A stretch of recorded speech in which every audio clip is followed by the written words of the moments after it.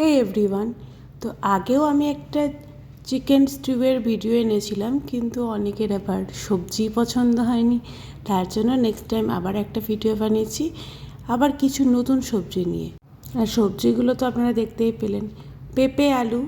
পেঁপে ভীষণ পুষ্টিকর শরীরের পক্ষে, আর সঙ্গে মটরশুঁটি, একটু ধনেপাতা, একটু গাজর, লঙ্কা, পেঁয়াজ, আর একটু ফুলকপি ছিল, আর ছিল একটু ক্যাপসিকাম, আর টমেটো দিইনি বলে আগেও আমার একটা বন্ধুর কোনো একটা অবজেকশন ছিল। তো তার অবজেকশন মেটাতে আবার একবার নতুন করে একটা চিকেন স্টিউয়ের ভিডিও নিয়ে আসলাম। তো প্রথমেই চিকেনটাকে হালকা করে ম্যারিনেট করে রেখে আধ ঘন্টার জন্য তারপর ভেজে নিয়েছিলাম। চিকেন ম্যারিনেট করেছিলাম অল্প একটু লবণ, হলুদ, একটুখানি গোলমরিচটা আমি একটু শিলে বেটে নিয়েছি, কারণ আমার এখানে মিক্সার গ্রাইন্ডার নেই, আমি থাকি মেসে, তাই।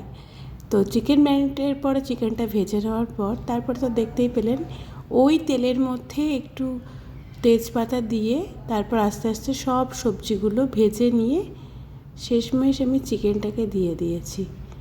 আর এইটা খেতে আমার আরও বেশি ডিলিশিয়াস লেগেছে।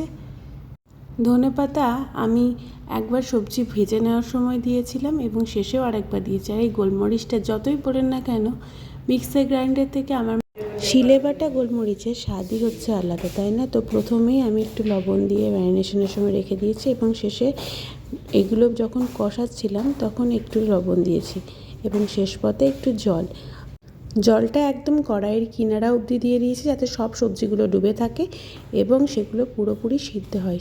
সবজিগুলো সিদ্ধ হওয়ার জন্য 15 থেকে 20 মিনিট আমি ঢাকা দিয়ে রেখে দিয়েছি এবং ঢাকা খুলে অল্প একটু বাটিতে কর্নফ্লাওয়ার গুলে সেটা দিয়ে দিয়েছি, যার ফলে এই স্যুপটা একটু ঘন হবে।